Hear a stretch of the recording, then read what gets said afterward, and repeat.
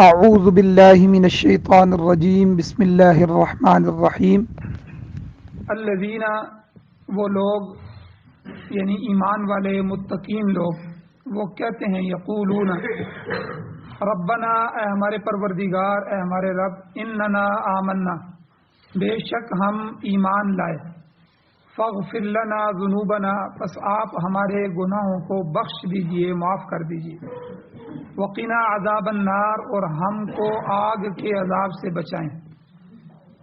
اور وہ لوگ، ان کی صفات کیا ہیں؟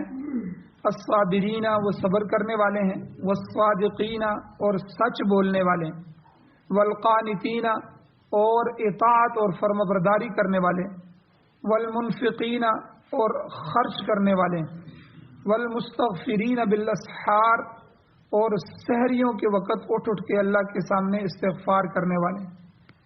شہید اللہ، اللہ تعالیٰ گواہی دیتے ہیں، اللہ نے گواہی دی ہے کہ انہ لا الہ الا ہو، کہ بے شک وہی الہ ہے، اس کے علاوہ کوئی خدا نہیں، کوئی معبود نہیں، کوئی الہ نہیں۔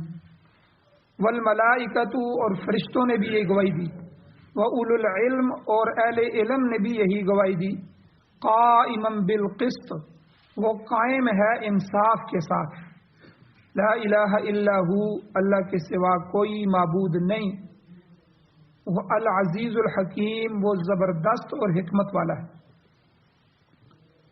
سورہ آل عمران کی آیت نمبر 17 اور 18، 16، 17، 18 تین آیتیں کل کے درس میں بھی بیان ہوئی تھیں۔ آدھا حصہ کل کے درس میں بیان ہو گیا، جس کا خلاصہ یہ ہے کہ اس سے پہلی جو آیت تھی اس میں اللہ جل شانہ نے متقین کے لیے، للذین اتقوا عند ربہم، وہ لوگ جنہوں نے تقوی اختیار کیا، متقین بن گئے، ان کے دل میں اللہ کا خوف پیدا ہوا، ان لوگوں کے لیے انعامات جو تھے، جنات، باغات، اور ان کے نیچے نہریں، اور ازواج مطہرہ، پاکیزہ عورتیں، اور رضوان من اللہ، اللہ کی خوشنودی، یہ سارے انعامات متقین کے لیے اللہ نے پچھلی آیتوں میں ذکر فرمایا۔ اب اگلی آیتوں میں، ان آیتوں میں اللہ نے دو چیزیں متقین کی ذکر فرمائی، ایک تو متقین کی دعا اور ایک متقین کی صفات۔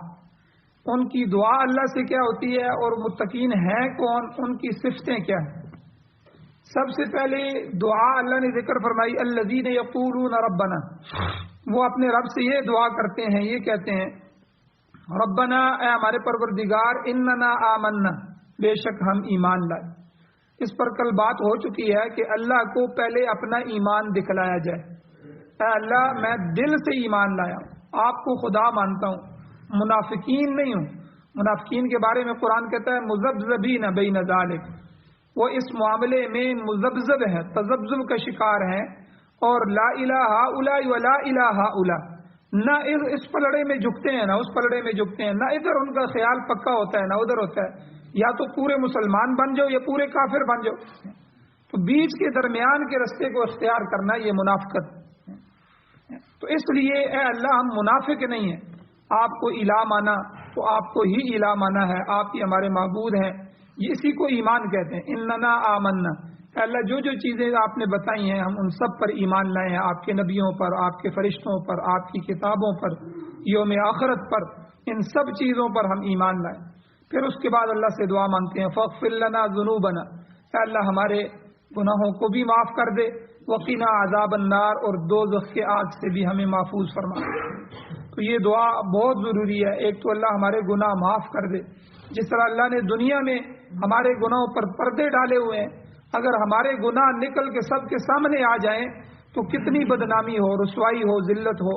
یہ تو پھر محلے میں 4، 10، 20، 50، 100، 200، 400، 1000 لوگ ہیں، لیکن جب میدان محشر ہوگا ساری امتیں جمع ہوں گی، جو مرنے والے لوگ ہیں، پھر آنے والے لوگ ہیں، خربہ خرب انسانیت ہوگی، اور سارے نبی ہوں گے، اس وقت جب گناہ کھلیں گے تو کتنی رسوائی ہوگی، کتنی ذلتیں ہوں گی۔ اے اللہ ہمارے گناہوں کو اس دنیا میں ہی معاف کر دے، اس کھاتے سے ختم ہی کر دے، ہمارے نامہ اعمال میں وہ نظر ہی نہ آئے۔ تو یہ دعا بہت ضروری ہے، استغفار کرنا، فاغفر لنا ذنوبنا، یہ ایمان والوں کی صفت ہے، ان کی دعاؤں میں یہ شامل ہے کہ وہ اپنے پروردگار کو ایمان کا یقین دلاتے ہیں، اور پھر اللہ سے سب سے پہلی دعا یہی مانگتے ہیں اے اللہ ہمارے گناہوں کی بخشش فرما. وقنا عذاب النار، دوزخ کا جو عذاب ہے، آگ کا عذاب. کسی کو گولی مار دی جائے تو ایک لمحے میں وہ مر جاتا ہے، تو اتنی تکلیف تو نہیں ہوتی، اسے پتہ ہی نہیں چلتا، وہ گولی لگتے ہی اس کے ہوش و حواس اڑ جاتے ہیں اور ایک لمحے میں سانس نکل جاتی ہے. تو کسی کی گردن کاٹ دی جائے تب بھی جو ہے وہ 2 منٹ میں ختم ہو جاتا ہے. لیکن آگ میں جلانا کہ وہ جلتا رہتا ہے جلتا رہتا ہے، پھر بدن جلیں گے، پھر بدنوں کو دوبارہ اسی طرح لایا جائے گا، پھر وہ دوبارہ جلایا جائے گا. اسی طرح خربہ خرب سال نہ ختم ہونے والی زندگی جہنم کے اندر. اے اللہ اتنا سخت عذاب ہمارے اندر جھیلنے کی ہمت نہیں ہے، اے اللہ ہمیں اس جہنم کے عذاب سے محفوظ فرما. تو یہ دعا ایمان والوں کی اللہ نے ذکر فرمائی. آگے اللہ نے جو ہے تقریباً 5 صفات ایمان والوں کی متقین کی ذکر فرمائی. دعویٰ تو ہر بندہ کرتا ہے کہ میں بھی متقی ہوں، میں بھی اللہ سے ڈرنے والا ہوں، لیکن کیا اس کے اندر یہ صفات پائی جاتی ہیں؟ تو یہاں صفات اس لیے اللہ نے ذکر کی کہ یہ صفتیں جس کے اندر ہوں گی وہی متقی ہوگا، اور جس کے اندر صفات یہ نہیں ہے وہ اپنے اندر پیدا کرنے کی کوشش کرے، صبر کرے. ہم سے تو تھوڑا سا صبر بھی نہیں ہو سکتا، تھوڑی تھوڑی بات پہ غصہ آ جاتا ہے. تو سب سے پہلی صفت متقین کی الصابرین، صبر کرنے والے ہیں، پی جانے والے ہیں. تو اس کے بارے میں کل تفصیلاً گفتگو ہو چکی ہے کہ صبر کا کیا درجہ ہے، اس کے بارے میں احادیث میں کیا وضاحت آئی ہے اور قرآن مجید نے اس کے بارے میں کیا فرمایا. تو سب سے پہلے الصابرین، پھر والصادقین. اہل تقوی میں سے دوسرے گروہ کے متعلق فرمایا کہ والصادقین، وہ لوگ جو ہر معاملے میں سچائی اور راست بازی کو اختیار کرتے ہیں، اپنے قول میں بھی سچے، اپنے فعل میں بھی سچے، اپنے معاملے یعنی معاملات لین دین میں بھی سچے، اور اپنے وعدے میں سچے. کسی سے وعدہ کر لیا اس میں بھی سچائی. ہر ایک چیز میں قول فعل عمل لین دین معاملات اور وعدے اور عہد میں وہ اپنے سچائی کو پیش نظر رکھتے ہیں. جیسا کہ اللہ جل شانہ نے بلکہ حدیث میں حضور نے فرمایا لا یزال المؤمن یتحری الصدق، کہ مومن ہمیشہ سچائی کی تلاش میں رہتا ہے. تحری کہتے ہیں یعنی خوب ڈھونڈنا، وہ تلاش میں رہتا ہے، خوب جو ہے سچائی کے لیے کوشش کرتا ہے. اور حضور نے کیا فرمایا حتی یکتب، یہاں تک کہ وہ لکھ دیا جاتا ہے عند اللہ، اللہ کے ہاں صدیقاً، صدیق.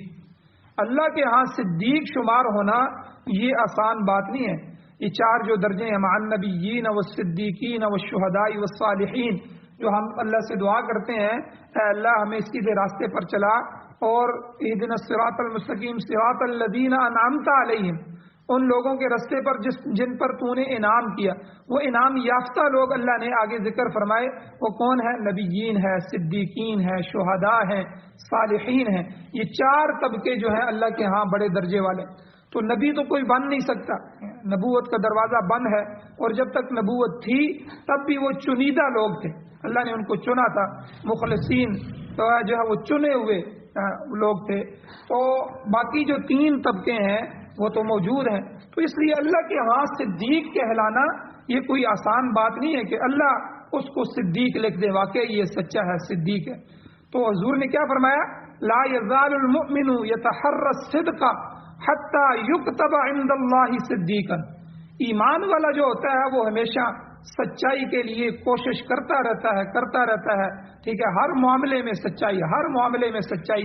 حتی یکتب عند اللہ، اتنا سچ بولتا ہے کہ اللہ کے ہاں اسے صدیقاً، صدیق لکھ دیا جاتا ہے.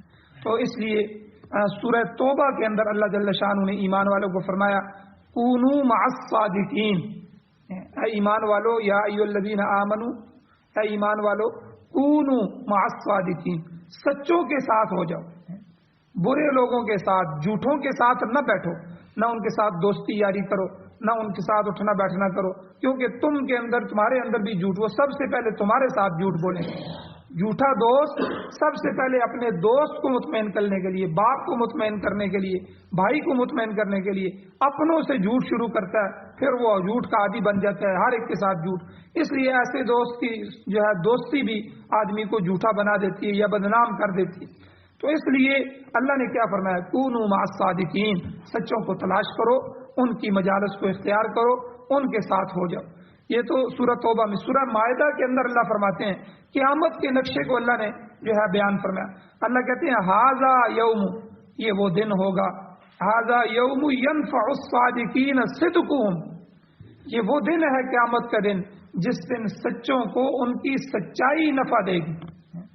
ھذا یوم ینفع الصادقین صدقہم، جو دنیا میں سچ بولتے تھے، بعض دفعہ سچ کی وجہ سے معاملات بگڑ بھی جاتے ہیں. کسی آدمی سے سچ بولنے سے معاملات بگڑ جاتے ہیں، ٹھیک ہے، نقصان بھی ہو سکتا ہے، کچھ بھی ہو، لیکن وہ کہے کہ نہیں میں نے ہر حال میں سچ بولنا ہے چاہے جو کچھ بھی ہو. پیران پیر حضرت شیخ عبد القادر جیلانی رحمۃ اللہ علیہ، سچ کی بڑی برکات ہے. آپ ان کے واقعہ دیکھیں، ابھی اللہ نے ولایت نہیں عطا فرمائی تھی، ابھی بچے تھے. ماں نے اس وقت جو بغداد تھا وہاں اور اس طرح دور دراز علاقوں میں مدارس ہوتے تھے، تو ماں نے کہا کہ میرا بچہ ہے، اس کو جو ہے وہ میں علم حاصل کرنے کے لیے بھیجتی ہوں. تو 40 درہم، باپ فوت ہو گیا، 80 درہم چھوڑ کے گیا. ایک ان کے بھائی تھے، 40 درہم ان کے، 40 ان کے. یہ 40 درہم ان کے حوالے کیے، کچھ روٹیاں پکا کے دیں، کچھ چیزیں پکا کے دے دیں کہ بھائی بیٹا جاؤ. پھر وہ لوگ سال 2 سال 4 سال بعد واپس آتے تھے گھروں میں کہ جاؤ علم حاصل کر کے واپس آؤ. اب شیخ عبد القادر جیلانی رحمۃ اللہ علیہ تشریف لے جا رہے ہیں، بچے ہیں ابھی. تو وہ جو قافلہ بغداد کی طرف ان کے علاقے کا جا رہا تھا، ماں نے ان کے حوالے کر دیا میرے بچے کو بغداد جا کے چھوڑ دینا، وہ وہاں ہی پڑھے گا، جو ہے کھائے پیے گا، وہیں جو ہے علم حاصل کرے گا. میں چاہتی ہوں علماء کے ساتھ، سچوں کے ساتھ یہ ہو جائے اور علم حاصل کر لے. اب رستے میں جا رہے ہیں، اس قافلے کو ڈاکوؤں نے لوٹ لیا. اب ڈاکوؤں نے جب لوٹا، ہر چیز لوٹ لی، ان کی سواریوں پہ دیکھا، ہر چیز جو ہے انہوں نے اپنے قبضے میں لے لی. اب انہوں نے کہا، اس بچے کو پکڑا کہ آپ کے پاس کوئی چیز ہے؟ انہوں نے کہا جی بالکل میرے پاس درہم ہے. انہوں نے کہا کہ درہم کدھر ہیں؟ انہوں نے کہا کہ یہ جو کپڑے ہیں، کپڑوں کی فلاں جگہ میری والدہ نے درہم سی دیے ہیں. اس وقت لوگ اس طرح کرتے تھے، کپڑے کے اندر سلائی کر دیتے تھے تاکہ گم نہ ہو یا چھپے رہیں، تو سلائی کر دیے. اب ڈاکوؤں نے وہاں دیکھا، واقعی وہاں درہم موجود ہے. اب انہوں نے بچے سے پوچھا کہ بیٹا اگر تو جھوٹ بولتا، کہتا میرے پاس اور کچھ نہیں ہے، تو تیرے یہ درہم بچ جاتے. انہوں نے کہا کہ نہیں، میری ماں نے میری ایسی پرورش نہیں کی. ماں نے مجھے کہا بیٹا ہمیشہ سچ بولنا، کبھی جھوٹ نہ بولنا. اللہ کو جھوٹ پسند نہیں ہے، اللہ کو سچے لوگ بڑے پسند ہیں. تو اس لیے میری ماں نے تربیت کی ہے، درہم کیا چیز ہے، میری ساری دنیا بھی چلی جائے میں کبھی جھوٹ نہیں بولتا. ان کے اس بچے کے اس سچ نے ایسا اثر کیا کہ وہ سارے ڈاکو ڈاکہ چھوڑ کے مسلمان ہو. وہ ساری چیزیں انہوں نے ان کو واپس کر دیں، سارا لوٹا ہوا مال واپس کر دیا. جو اور لوگوں کا لوٹا تھا ان کو بھی جہاں تک پہنچا سکتے تھے پہنچا دیا، اور وہ سارے کے سارے مسلمان ہو گئے اور سارے کے سارے توبہ طائب ہو گئے. تو یعنی یہ دیکھیں سچ کی کتنی برکات ہوتی. تو اس لیے ہمیشہ جو ہے سچ بولا جائے. اللہ نے بھی جو ہے سورہ مائدہ میں یہی فرمایا کہ ھذا یوم ینفع الصادقین صدقہم، یہ قیامت کے دن سچوں کو ان کا سچ جو ہے وہ فائدہ دے گا. سورہ احزاب میں اللہ فرماتے ہیں لیسأل الصادقین عن صدقہم، قیامت کے دن سچے لوگوں کے سچ کے متعلق پوچھا جائے گا کہ تو جھوٹ والی زندگی گزار کے آیا کہ سچ والی زندگی گزار کے آیا. تو قیامت کے دن اس کے بارے میں سوال کیا جائے گا. سورہ عنکبوت جو ہے اس میں اللہ فرماتے ہیں، اس کی ابتدا میں ہی 21ویں سپارے میں 30ویں سپارے میں اللہ فرماتے ہیں فَلَيَعْلَمَنَّ اللَّهُ الَّذِينَ صَدَقُوا وَلَيَعْلَمَنَّ الْكَاذِبِينَ. ہم امتحان لیتے ہیں، ہم سچوں کو جانچتے ہیں. فَلَيَعْلَمَنَّ اللَّهُ، اللہ ضرور جاننا چاہتا ہے الَّذِينَ صَدَقُوا، ان لوگوں کو جنہوں نے سچ بولا. وَلَيَعْلَمَنَّ اللَّهُ الْكَاذِبِينَ، اللہ تعالیٰ جھوٹوں کو بھی جاننا چاہتا ہے، کون جھوٹے ہیں کون سچے ہیں. یہ بھی امتحان ہے ہمارا دنیا میں. تو اس لیے سچ کا اللہ کے ہاں بہت بڑا اجر ہے، اور سچ جو ہے یہ جس طرح جھوٹ اللہ کے ہاں بہت بڑا گناہ ہے، گناہ کبیرہ ہے، اس کے مقابلے میں سچ جو ہے یہ بہت بڑی نیکی ہے. تو یہ ایمان والوں کی متقین کی صفات میں سے دوسری صفت اللہ نے یہاں ذکر فرمائی والصادقین. تیسری صفت اللہ نے ذکر فرمائی کہ متقیوں میں تیسرا گروہ کون سا ہے؟ والقانتین. یہ لفظ قنوت سے مشتق ہے، قانتین قنوت سے. اس کا معنی ہے اطاعت بجا لانا. ایسی بات ماننا کہ جس طرح ہم دنیا میں اپنے والد کی بات ہر بات مانتے ہیں، فرمانبردار بچہ کہتا ہے جو والد نے کہہ دیا میں اس کو مانتا ہوں، جہاں میرا رشتہ کر دیا میں اس کو مانتا ہوں، پھر اس کو نبھاتے تھے پرانے لوگ۔ اور اسی طرح کہ چاہے بیٹے کو پسند ہو نہ پسند ہو، جو اس کے معاملے میں والدین نے فیصلہ کر دیا وہ اس کو سر آنکھوں پہ رکھتا ہے۔ اسی طرح شیخ اور مرید کا جو تعلق ہوتا ہے، مرید اپنے آپ کو شیخ کے حوالے کرتا ہے، میری اصلاح کے لیے حضرت جو فرمائیں گے میں ان کی بات کو تسلیم کروں۔ اسی طرح بندے اور اللہ کا تعلق ہوتا ہے، جب مسلمان بندہ مومن بندہ اللہ کی اطاعت بجا لاتا ہے، وہ اطاعت میں اتنا آگے بڑھتا ہے، اتنا آگے بڑھتا ہے کہ پھر وہ دنیا کو نہیں دیکھتا، برادری کو نہیں دیکھتا، وہ اونچے نیچے کو نہیں دیکھتا، پھر اللہ کی ہر موقع پر بھائی میں نے اللہ کی بات ماننی ہے، جو اللہ کہیں گے، قرآن و سنت جو کہے گا میں جو ہے علماء سے پوچھوں گا، جو بات ہوگی اس پہ عمل کروں گا، برادری ناراض ہوتی ہے تو ناراض ہو جائے، مجھے اس کی کوئی فکر نہیں۔ تو یہ جب یہ اس درجے میں آگے بڑھتا ہے، پھر بڑھتے بڑھتے اللہ اس کو قانتین میں لکھ دیتے ہیں۔ تو قانتین میں شمار ہونا، جس طرح صادقین میں شمار ہونا یہ آسان نہیں ہے، اسی طرح اللہ کے ہاں قانتین میں شمار ہونا یہ بھی آسان بات نہیں۔ مجھے ایک ساتھی نے ایک تبلیغ میں جانے والے نوجوان کی ایک کارگزاری سنائی، بڑی عجیب کارگزاری تھی کہ ایک نوجوان تھا، کالج یونیورسٹی میں پڑھتا تھا، ایک عجیب طرح کی اس کی زندگی گزر رہی تھی، نہ نماز پڑھتا، نہ روزہ، نہ کچھ نہ کہاں، اور جو ہے گناہوں کے دل کے اندر پھنسا ہوا تھا۔ اب تبلیغ والے ساتھیوں نے، کالج یونیورسٹیوں میں بھی نوجوان ساتھی ہوتے ہیں جو تبلیغ کے ساتھ منسلک ہوتے ہیں، وہ تعلیم کرواتے، روزے جو ہے لگاتے، 24 گھنٹے کی ان کی جماعت جاتی اتوار کے دن، اور اس طرح جو ہے وہ آگے پیچھے جاتے، تو اس کو بھی تعلیم میں بٹھاتے، آہستہ آہستہ اس کو وہ سروزہ لگایا، گھر والوں کو نہیں پتہ۔ تو اب وہ کسی بریگیڈیئر کا، کسی بڑے آدمی کا بیٹا تھا، ان کے گھر میں بھی اسی طرح ماحول تھا، بالکل عیاشی والا ماحول تھا، کوئی نماز روزہ نہیں، اللہ سے بیزاری۔ اور اس نوجوان نے سروزہ لگایا اور 4 مہینے کا ارادہ کیا۔ اب وہ 4 مہینے کے لیے چھٹیوں میں نکلا۔ اب 4 مہینے کے لیے جب نکلا تو پہلے تو والدین نے رکاوٹ ڈالی، لیکن پھر کہا کہ چلو ٹھیک ہے، کوئی مسئلہ نہیں۔ اب 4 مہینے کے دوران اللہ نے اس کو ہدایت دی اور بہت ساری چیزیں اس نے سیکھیں، داڑھی کو پورا سنت کے مطابق رکھ لیا، اور پہلے کلین شیو تھا، اور پھر اس نے پگڑی رکھ لی۔ اب جب گھر واپس آیا تو والدین نے دیکھا کہ یہ جو ہمارا بیٹا تھا یہ تو نہیں ہے، یہ تو کوئی اور بن کے آ گیا۔ اب ماں نے بھی سمجھایا، باپ نے بھی سمجھایا، پھر انہوں نے چھوڑ دیا، چلو اپنا بیٹا ہے تو کوئی مسئلہ نہیں۔ تو اب جو ہے اس کی منگنی، بلکہ نکاح جو ہے، منگنی جو ہے وہ پہلے ہو چکی تھی کسی بڑے گھرانے میں، وہ لڑکی بھی اسی طرح تھی، تو آزاد خیال لبرل قسم کی۔ اب جب ان کا آپس میں طے ہوا، بات چیت ہوئی، تو یہ بارات لے کے وہاں گئے لڑکی والوں کے گھر۔ تو لڑکی کے جو چچا تھے، مامے تھے، یہ وہ تھے، وہ آئے، انہوں نے کہا کہ یہ لڑکا آپ کسی مولوی کو آپ اپنی لڑکی دے رہے ہیں، یہ داڑھی والا ہے، یہ پگڑی والا ہے، یہ ہم اس کو تو والدین نے ان کے والدین کو کہا کہ لڑکے کو کہو کہ اسی طرح کلین شیو کرے، پھر ہم اپنی بچی جو ہے بارات کو کے ساتھ اس کے ساتھ جانے دیں گے۔ اب والدین نے کہا، وہ بڑے پریشان ہو گئے، تو انہوں نے کہا کہ جس لڑکے کو ہم نے اپنی لڑکی دی تھی یہ وہ لڑکا نہیں ہے، وہ تو کلین شیو تھا، صاف ستھرا، یہ وہ فلاں، اور یہ دیکھیں اس کی بڑی بڑی داڑھی ہے اور اس کی پگڑی ہے، فلاں ہے۔ چونکہ ماحول بنا ہوا نہیں تھا تو اس لیے انہوں نے اعتراضات کیے اور کہا کہ ہم بارات کے ساتھ اس کو نہیں بھیجیں گے اپنی لڑکی۔ اب جس ڈیرے میں، جس چودھری کے ڈیرے میں یہ بارات بیٹھی ہوئی تھی، تو قصبے کا ماحول تھا، وہ چودھری یہ سارے منظر دیکھ رہا تھا۔ اب اس لڑکے کو بلایا تو اس مجلس میں، تو اس کے والدین نے بھی اسے کہا بیٹا، الگ جا کے سمجھایا بھی کہ چلو داڑھی منڈا دو، ٹھیک ہے، کلین شیو کر لو، تم یہاں سے لے جو 4-5 مہینے کے بعد تم پھر رکھ لینا، کوئی مسئلہ نہیں ہے، ہمیں اعتراض نہیں ہے، تمہاری بیوی بھی مانوس ہو جائے گی، کوئی مسئلہ نہیں۔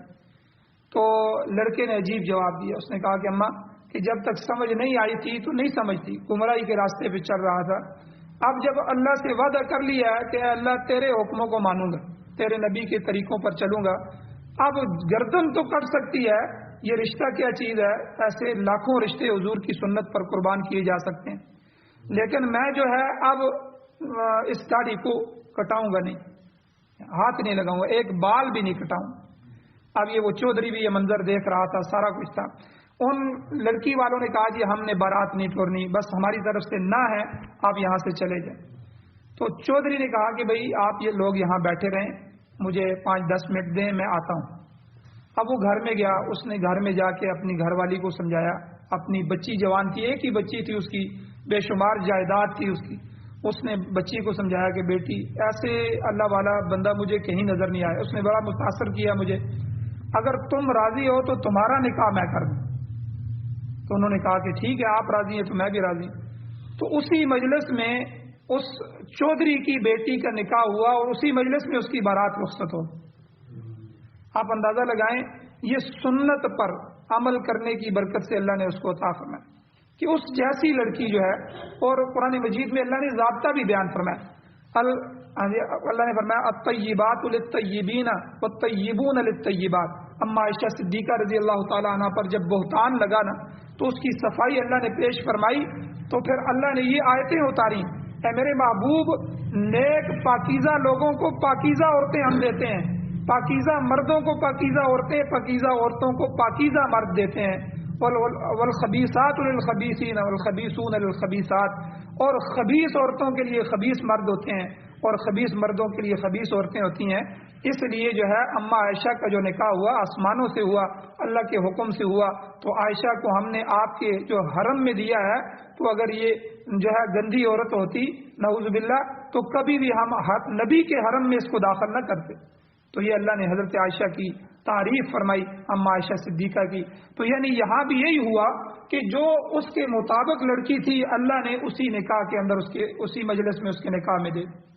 تو اس لیے یہ قانتین بننا یہ آسان کام نہیں ہے۔ بندے کو کئی دفعہ والدین کی مخالفت، یاد رکھیں والدین کی مخالفت کسی جائز کام میں بھی جائز ناجائز ہے کہ اگر ان کی مخالفت کی جائے وہ ناجائز ہے، اللہ کے ہاں جائز نہیں ہے، لیکن اگر وہ اسلام اور قرآن و سنت کے خلاف کسی بات کا حکم دیں تو صاف انکار کر دیں کہ اللہ اور اللہ کے رسول کے مقابلے میں ہم کسی کی بات نہیں مانتے۔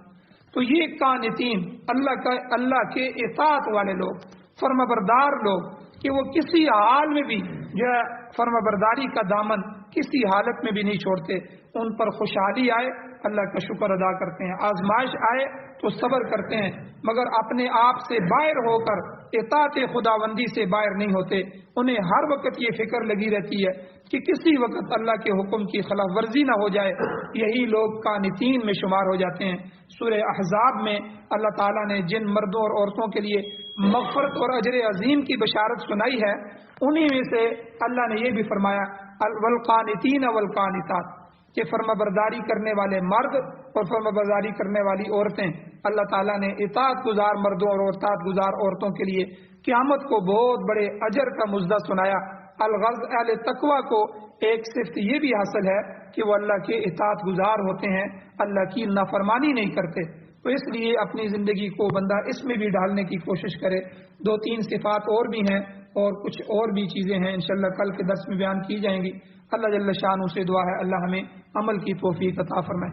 آمین۔ الحمدللہ رب العالمین والعاقبۃ للمتقین والصلاة والسلام علی رسولہ النبی الامی الکریم۔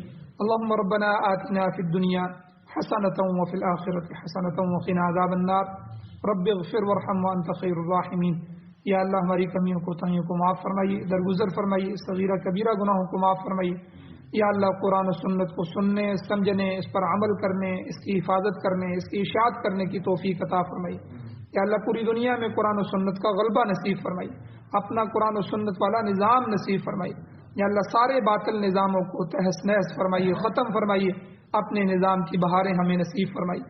یا اللہ جو مقروض ہیں، مظلوم ہیں، ان کی مدد نصرت فرمائیے، جو بیمار ہیں ان کو شفا عطا فرمائیے، جو ایمان کی حالت سے اس دنیا سے جا چکے ہیں یا اللہ ہم سب کی بخشش فرمائیے۔